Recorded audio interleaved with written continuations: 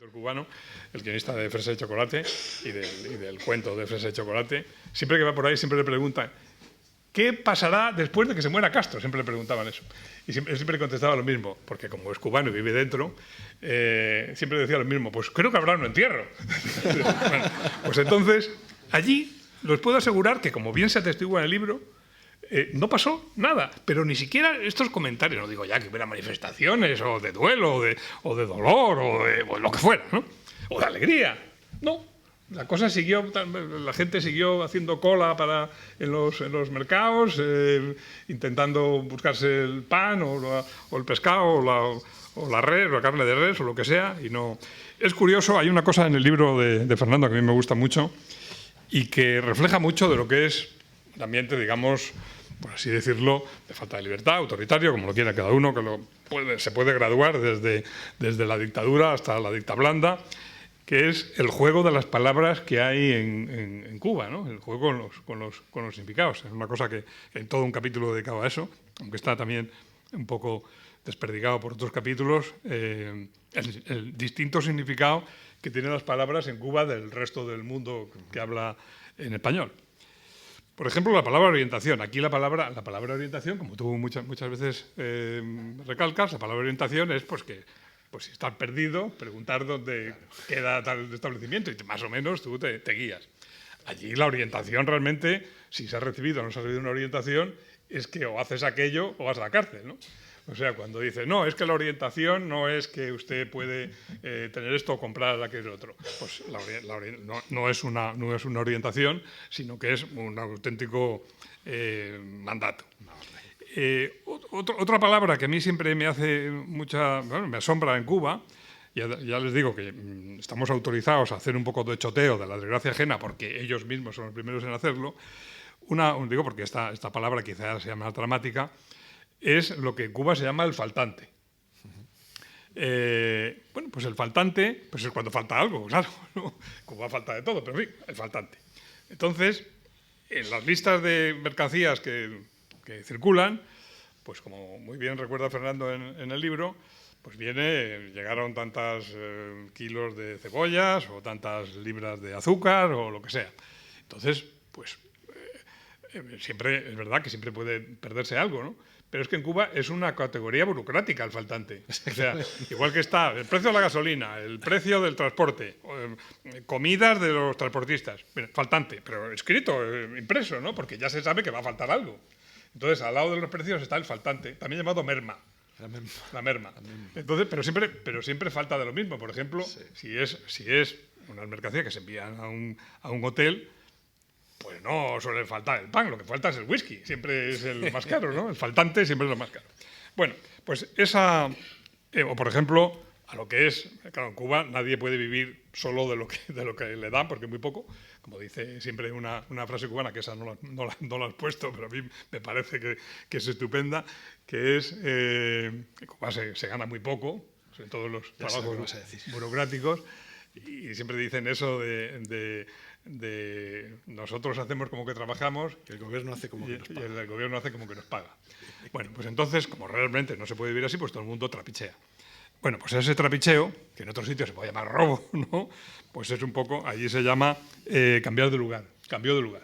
Las cosas cambiaron de lugar. Exactamente. Porque al fin y al cabo lo que es público es de todos y es de nadie, y entonces si tú te lo quedas, pues mejor para ti.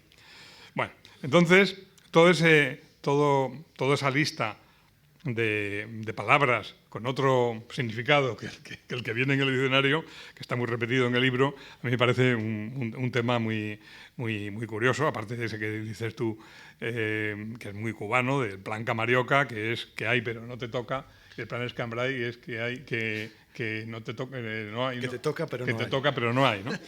Bueno. O cosas misteriosas, no es lo mismo igualitarismo que la igualdad, que yo no sé muy bien cuál tiene que estar antes, ¿no? Bueno, todo eso está en el libro y Fernando, como yo, habla de una cosa que sí me parece más importante y de más trascendencia, que es los cambios que ya se veían cuando tú estabas y luego han seguido muy despacio, ¿no? Que es pasar de ese clima de esa campaña de absolutamente descrédito para cualquier iniciativa privada y para cualquier iniciativa inteligente, ¿no? De pasar de ese descrédito a tener pues menos descrédito. Hay cosas que realmente a uno resultaban chocantes de chocar, ¿no? Y es que, pues, por ejemplo, un señor que tenía un paladar que ya estaba mal visto. Sobre todo estaba muy mal visto si era alguien de la dirigencia que se había pasado a la esfera privada y lo tenía. O sea que si un general, por ejemplo, un comandante o algo así de las Fuerzas Armadas, de pronto pedía la excedencia y entraba a la vida civil y ponía un paladar, eso era como un desdoro. Tener un comercio como un paladar era un desdoro. Desde aquí casi no se da uno cuenta, ¿no? Pero es muy curioso cómo la iniciativa privada estaba mal vista, no solo por la dirigencia, sino que eso se había contagiado, digamos, a la gente, y popularmente, estaba muy mal visto tener un comercio privado. Hay otra palabra que a mí, que esa no la había registrado yo todavía, que es, bueno, lo digo aquí, que es la palabra merolico. El merolico, que es otra palabra que es española, ¿no? Es castellana, pero que como se utilizó en una serie de televisión mexicana, dio la vuelta, igual que la palabra paladar, y en Cuba la utilizó sobre todo él, el hombre, para hablar mal de los merolicos. Los merolicos serían los vendedores callejeros de cosas que faltan, ¿no? Pues desde cepillos de dientes a mangos de paraguas, ¿no? A todo eso. Entonces, eso, que por otra parte es lo que arreglaba que el cubano pudiera seguir, las cosas seguían funcionando, pues el merolico era lo peor que se podía hacer en Cuba, ¿no? Bueno, pues esa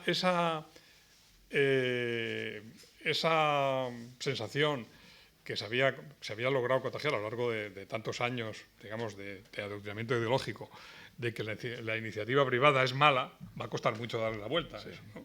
Y hacer que sea aceptada como una cosa más.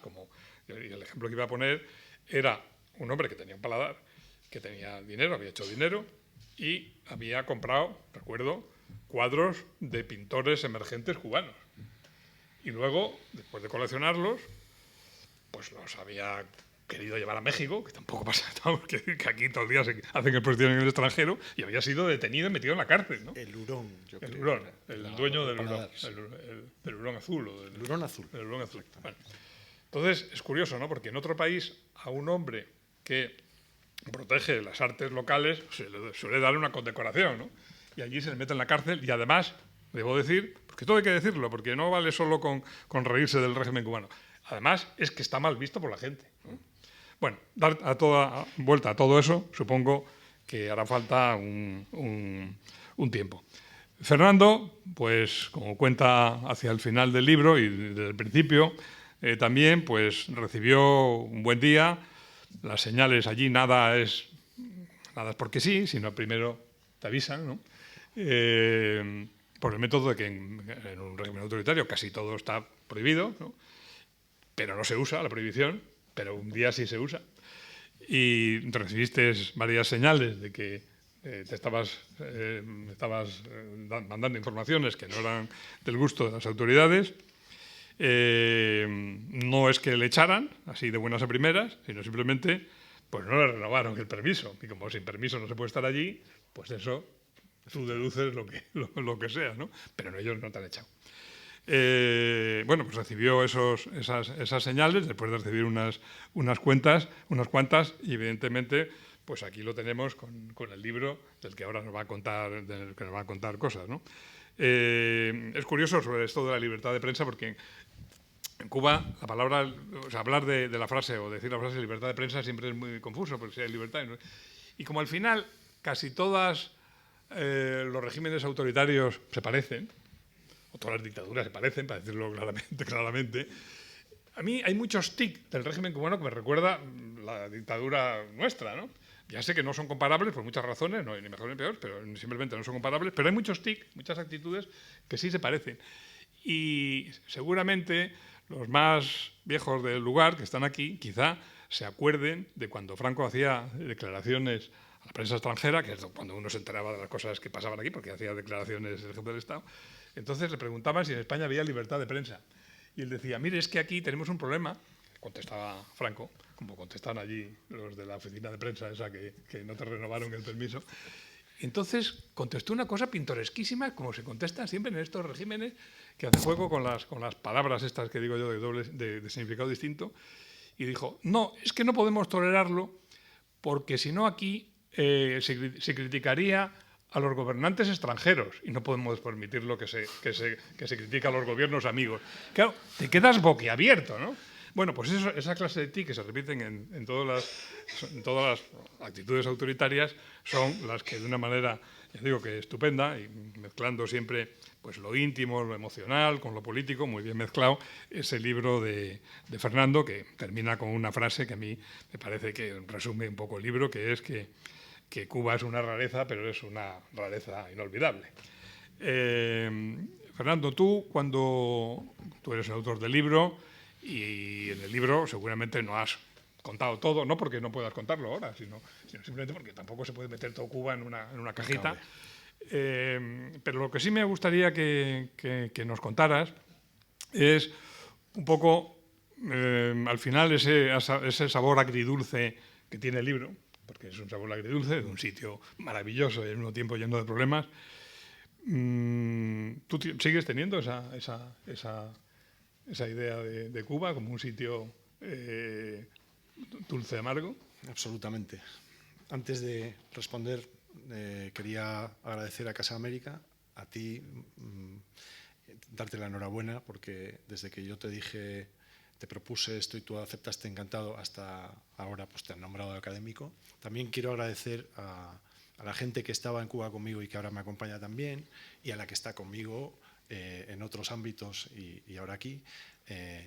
Está el embajador que me recibió y luego reencontré en Brasil, Carlos Alonso Zaldívar, pero también está, y su esposa Fefa, pero también está Manuel Cacho, que ha llegado después, que es el que me dio una estupenda despedida, y su esposa Maite, ¿no?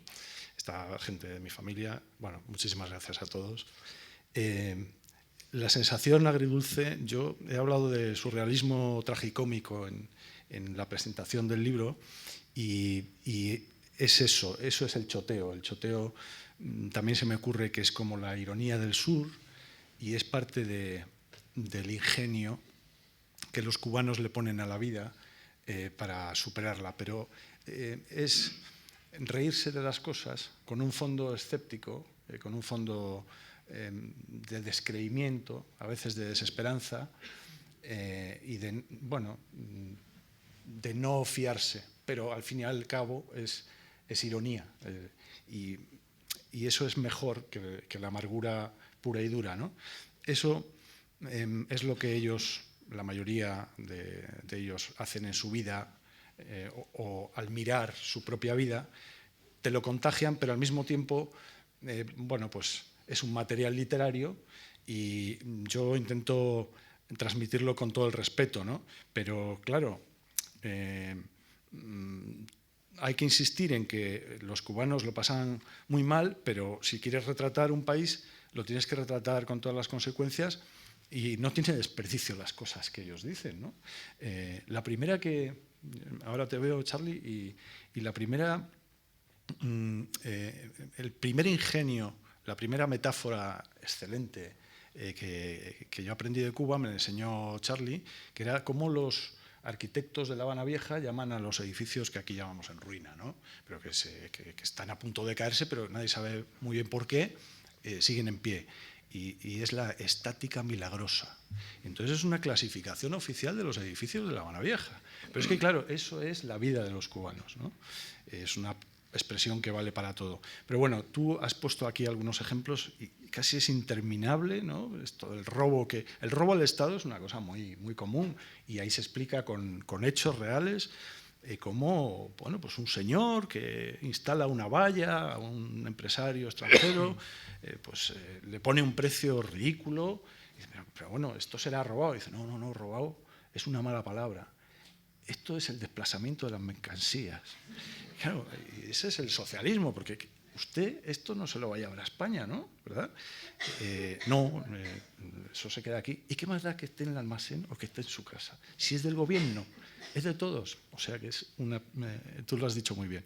Bueno, para volver a la respuesta, yo no me choteo los cubanos. Yo creo que el libro muestra respeto a los cubanos. Bueno, yo creo que cariño.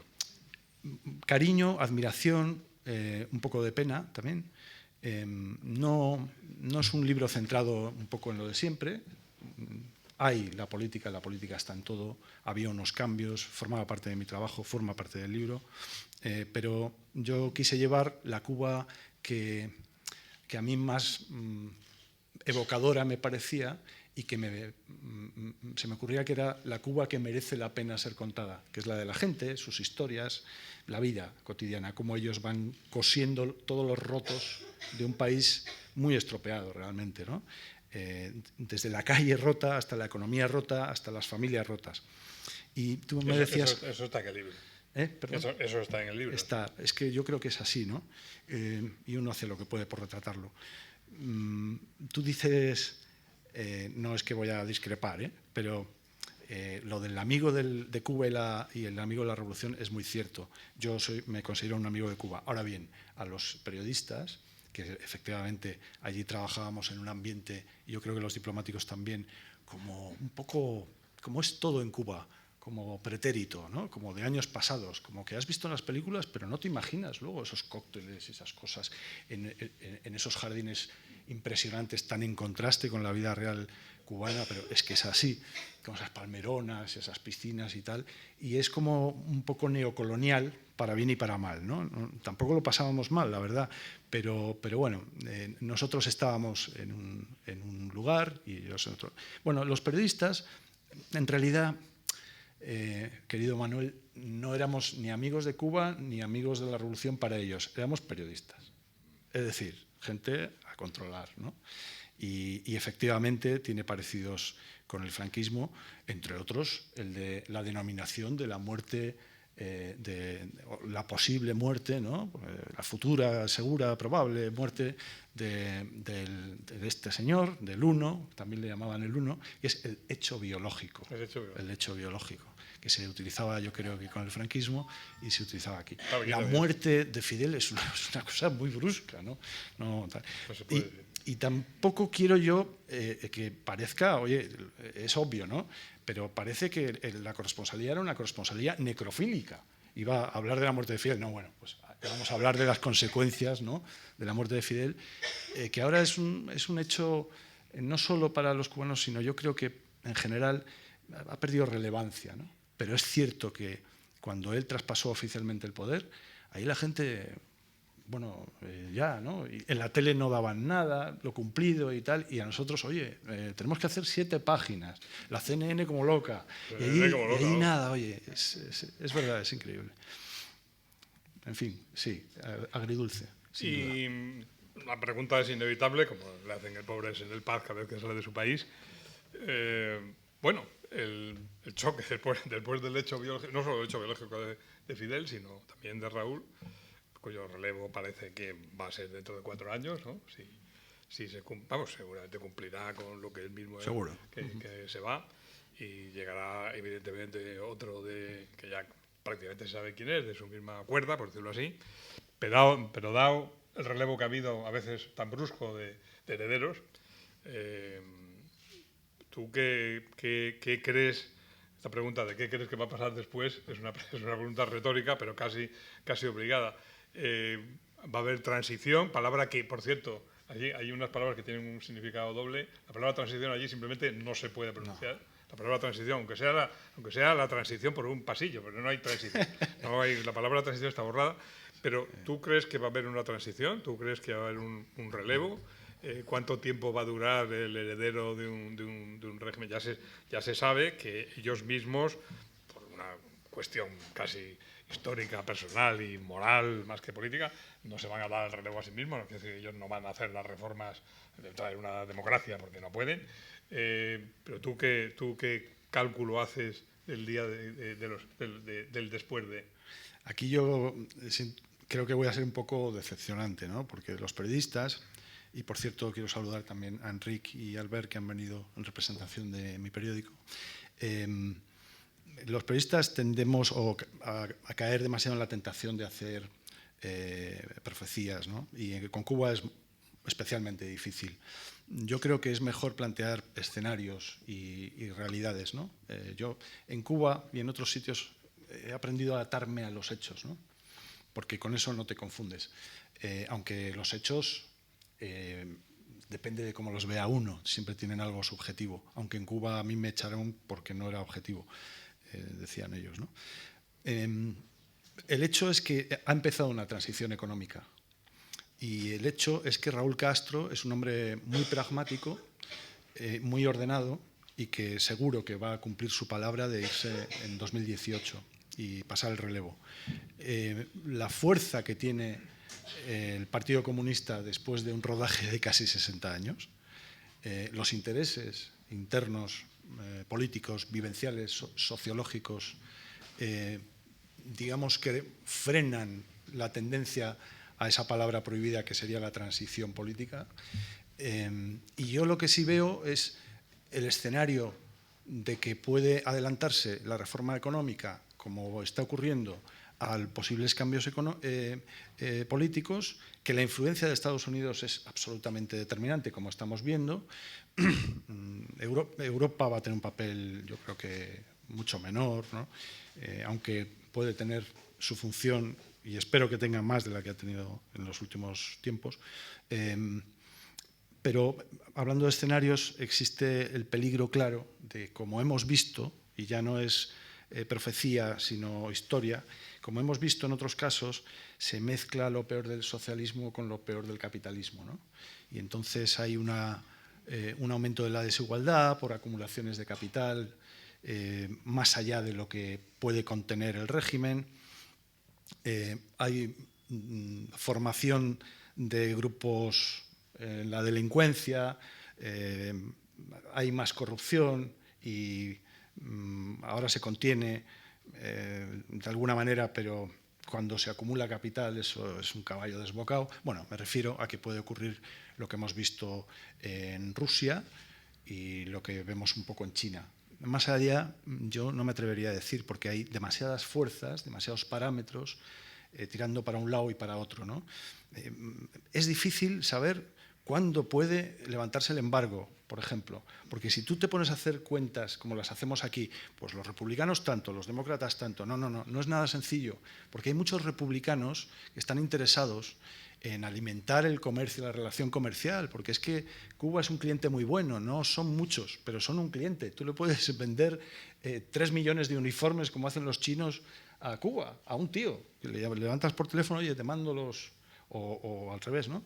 Y los americanos del grupo, sobre todo el sector de la alimentación, que ya venden a chorro alimentos a Cuba por la excepción del embargo, están deseando, y esos no tienen color, como sabes, ¿no? Y muchos de ellos son republicanos afincados en Miami o en Dakota, bueno, donde sea, ¿no? Ya está, siento no ofrecer una respuesta más concreta y más, en fin, de dar un titular. No tengo ni idea de lo que Pero, puede por pasar. ejemplo, si las relaciones, no sé si las tuviste o no, de un sector tan determinante y al mismo tiempo tan silencioso siempre en Cuba como son las Fuerzas Armadas, ¿tú qué opinión tienes de la actitud que tienen ahora, de la que van a tener en general, de cuál es su corte sociológico? ¿Van a ser los nuevos capitalistas herederos del régimen? ¿Van a heredar, digamos, la dirección de las grandes empresas estatales? ¿Tú tuviste alguna relación con generales, con militares? Ya sé que en Cuba eso no es nada fácil, pero a lo mejor las has tenido después, desde fuera. No, la verdad es que yo tampoco he buscado, me he dedicado a otras cosas, he cerrado ese capítulo y he escrito sobre lo que viví solamente, ¿no? No, de los militares se apartan absolutamente de la prensa. Posiblemente haya gente aquí que sepa mejor eso, pero hay que decir que los militares... Pero los que sean espías no van a decir nada. Los militares en Cuba actualmente se calcula que pueden controlar a través de empresas de conglomerados estatales, de holdings, pero que están controlados por el ejército, entre el 60 y el 80% de la economía oficial cubana. Es decir, los militares tienen un papel en la economía bestial y lo van a seguir teniendo. Ahora bien, las familias que hay ahí dentro son un mundo complicado, ¿no? Familias de la familia, por cierto, una parte, y otros que se mueven en círculos que nosotros, por lo menos yo, no he llegado a conocer de cerca, ¿no? Hay de vez en cuando, bueno, pues la noticia. Bueno, en Cuba tengo que decir que no hay noticias, hay propaganda y rumores, básicamente, ¿no? Y luego hay información muy aprovechable, que es la información que ellos emiten en autocrítica o en escarmiento y que tú reconviertes en información muy buena. Lo que pasa es que eso no les gusta. Nosotros nos criticamos, pero no nos vengas a ventilar trapos sucios por ahí. Bueno, en este mundillo de no noticias, te llega por Radio Bemba que han metido en la cárcel a lo que se llama ahí un pincho, que quiere decir un alto mando, que puede ser del ejército o no, pero normalmente si te hacen así y se callan es porque está no sé qué. Y de vez en cuando meten en la cárcel a un militar de alta graduación que tú considerabas que estaba perfectamente integrado en la nomenclatura y que estaba muy cerca del Consejo de Estado, ¿no? Entonces, y le han pillado con no sé cuánto, pero te enteras y no sale en ninguna parte. Y por lo tanto no lo puedes publicar. A lo mejor te lo dice porque el Granma decide publicar que la Fiscalía ha pedido 55 años de prisión para este señor, ¿no? El ejército está metido a tope en el partido y viceversa, sobre todo en el Consejo de Estado. Si uno mira el Consejo de Estado, que es un órgano ejecutivo, legislativo, es, digamos, el núcleo duro del poder, son la mayoría militares. Con eso se dice todo. Y con ese otro dato, pues te puedes hacer idea, ¿no? 60, 70% de la economía institucionalizada, porque la economía cubana, en realidad, en un 80%, posiblemente sea economía sumergida, por decir una cifra, Pues la economía sumergida, no hay que dar cifras porque no se puede, no es lógico, ¿no? Pero bueno, la economía del día a día ya sabemos que es otra. Ahora bien, las empresas de hoteles, de alimentación, hay una empresa que se llama Palco, tú la conocerás, que es el mejor supermercado, antes se llamaba Diplomercado de Cuba, entre otras cosas, ¿no? Y Palco quiere decir Palacio de Convenciones, y el Palacio de Convenciones es la sede del Consejo de Estado, y por eso se llama Palco, ¿no? Y es una cosa sorprendente. Pero luego hay empresas que trabajan con divisas, que también tienen nombres alusivos a eso, y son prácticamente todas ellas controladas por el ejército, como tú yo creo que sabes, que tú conoces muy bien Cuba porque además tú eres un poquito cubano, yo creo, ¿no? Pues, bueno, en estas cosas que pasan a veces, es curioso porque en Cuba, como tú has dicho, cuando meten uno en la cárcel y lo dicen es para dar un ejemplo. Ejemplos, Carmín. Para dar ejemplos. Yo recuerdo a veces que, pese a que son tan cuidadosos, y saben tanto de política, porque es verdad que la dirigencia cubana tiene mucha experiencia. Y pues se ha batido el cobre político internacional en muchos frentes y con muchos gobiernos distintos. Los gobiernos cambian y ellos siguen y saben mucho, pero a veces meten un poco la pata. Entonces yo recuerdo siempre, ahora que estás hablando del Palacio de las Convenciones, un discurso de Fidel de los muchos que daba por el ahorro energético. Porque había cada año es de una cosa, ¿no? Aquí tuvimos 5 años, que eran los años triunfales, en época de Franco, segundo año triunfal, tercer año triunfal. Allí cada año es de una cosa. Entonces, yo llegué en el año de la Revolución Energética.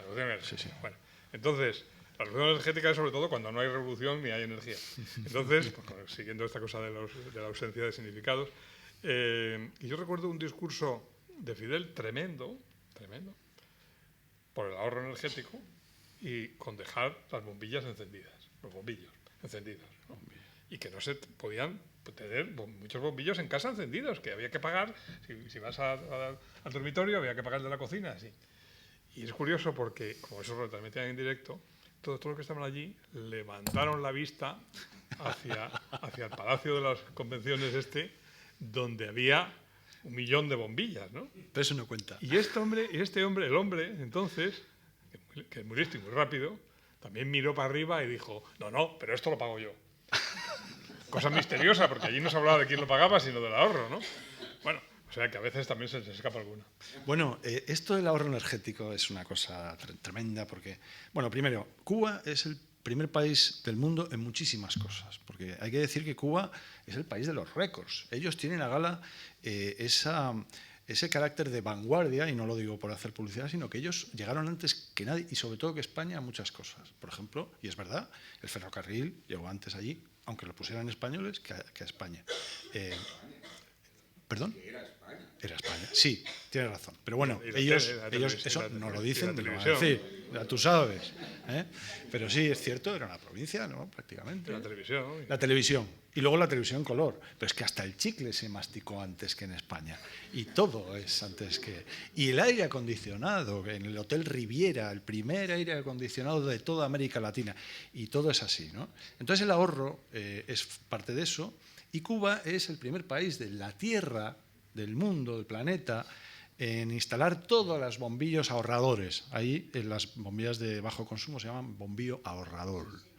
Y efectivamente, para bien y para mal, en toda Cuba hay, en una mayoría posiblemente el 90%, bombillo ahorrador, que es un bombillo de una luz mortecina que lo afea todo, y todo lo demás, es decir, toda la incandescencia es bombilla disidente. Es así, ¿no? Pero la disidencia energética puede llegar a extremos muy preocupantes, sobre todo cuando Fidel Castro, y eso viene recogido en el libro, se coge una lucha tremenda porque está ocurriendo algo en el país muy preocupante. Y es que los cubanos han decidido coger su Aurica 70, que es la lavadora que por cientos de miles o millones les han regalado los soviéticos prácticamente, ¿no? Les han dado a precios chupados a todos los hogares y tal, y coger la secadora, ¿no? Separarla y aprovechar el motor para hacer un ventilador. Pero ¿qué pasa? Que ese ventilador tiene tremenda potencia, tanto es así que normalmente, pues, por mucho pie y mucho peso que lo pongas, y mucha mejora, pues va recorriendo la casa hasta que se acaba el cable del enchufe y se va, ¿no? Entonces Fidel Castro montó un pollo tremendo en televisión porque no podía ser, porque el país no podía admitir ese derroche.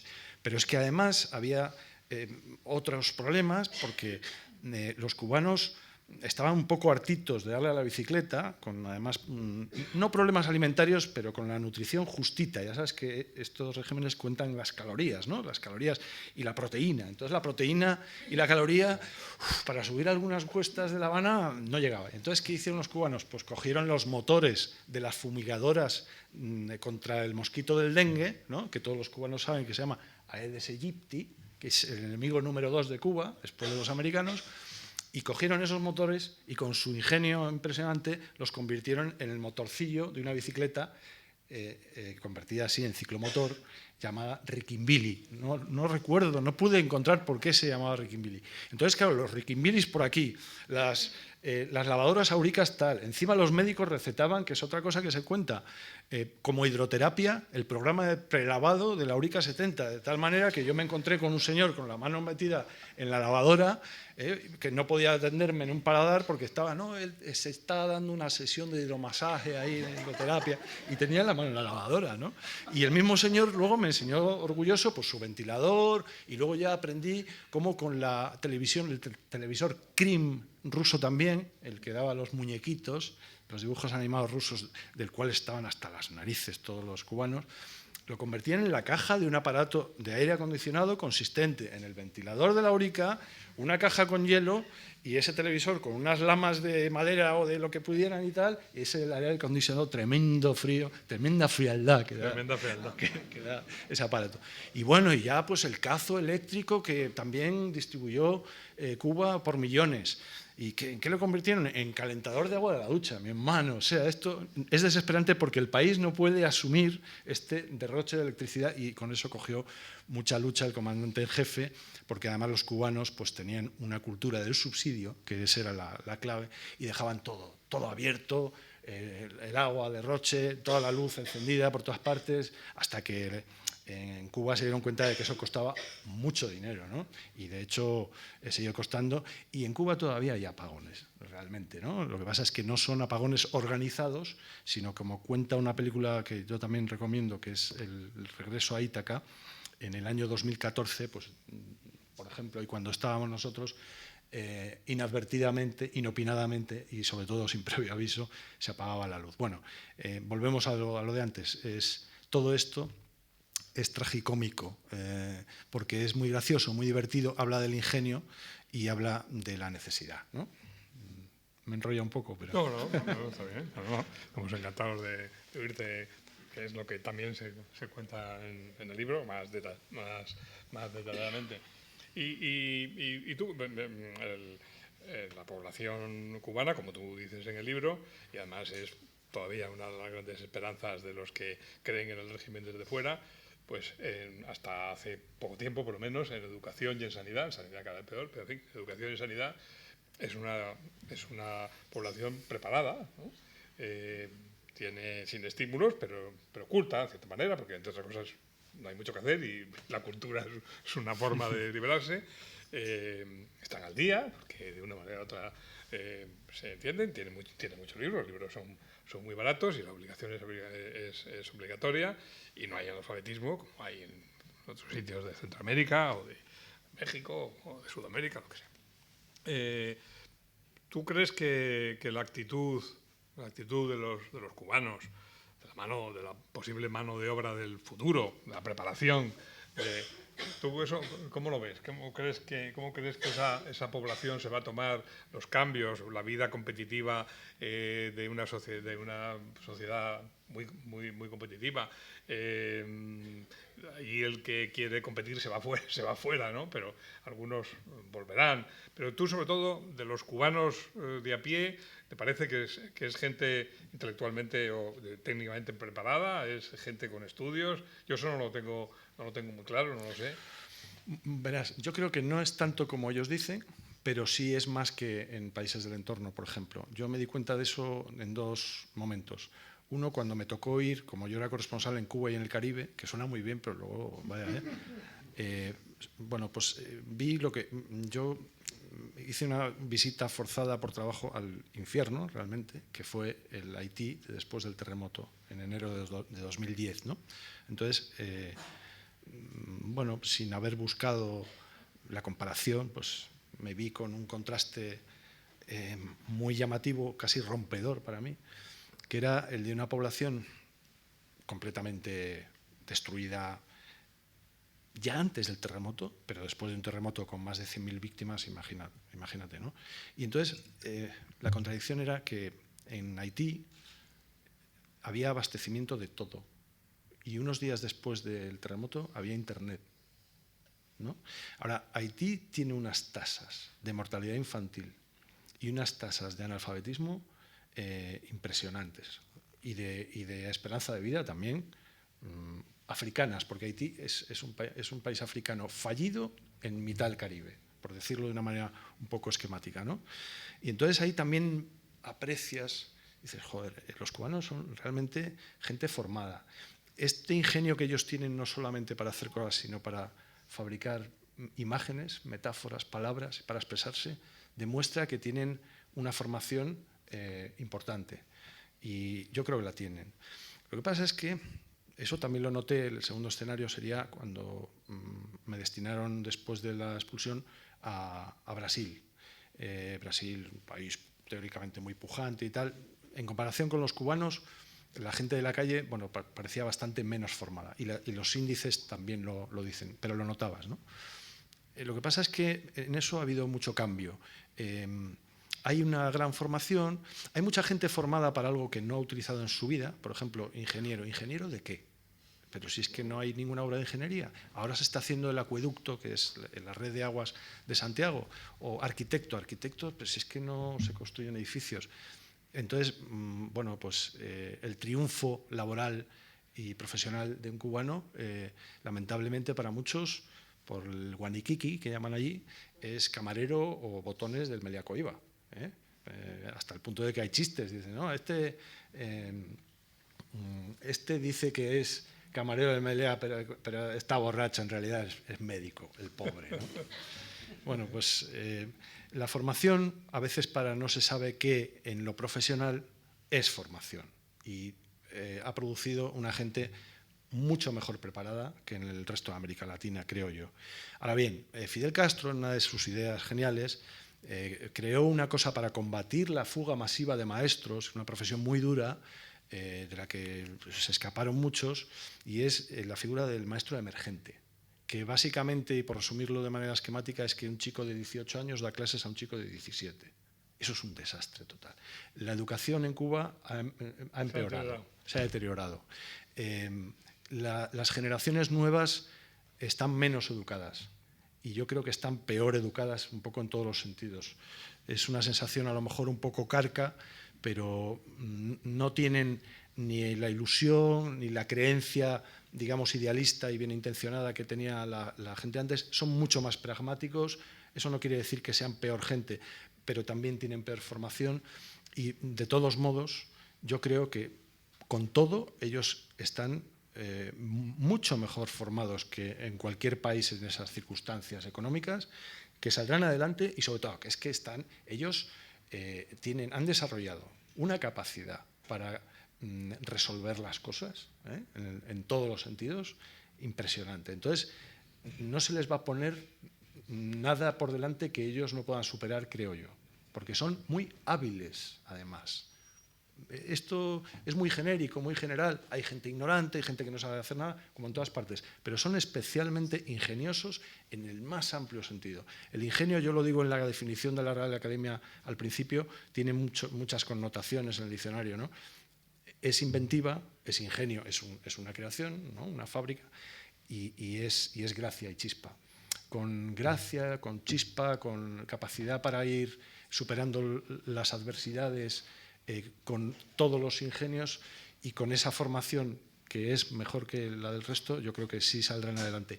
Y otra cosa, Manuel, yo creo que Cuba, yo creo que lo sabes tú mejor que yo creo que son un país muy consumista, de un consumismo anulado durante muchos años y demonizado, pero que tiene ahí como un instinto de que a ellos les gusta las cosas, les gusta lo que ven del mundo americano. Aquí, por ejemplo, cuando vienen a España son devotos del todo a 100, es de los chinos.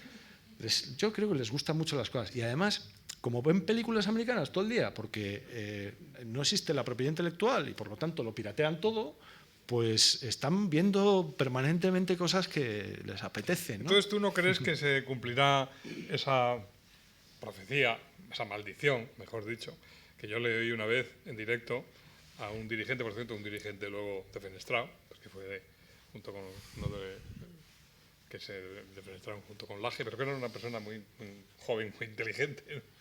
¿Felipe Pérez Roque? No, el otro que no era Laje, no era Pérez Roque, era Efraín, podría llamarse. Efraín, sí, Efraín. Bueno, quien fuera. No Pues yo le oí una profecía, que es una maldición terrible, pero que tú ahora nos dices que seguramente no es así, pero yo se lo oí, con esa capacidad política que tienen, evidentemente que han ido haciendo con los años. Yo le oí echar una maldición que decía, porque algunos cubanos, ustedes, se refería a unos cubanos que eran más partidarios de la economía de mercado y todo eso, ustedes creen que si un día aquí no hay revolución, ustedes creen que se van a convertir en un barrio de Miami, y no, serán un barrio de Haití, les dijo.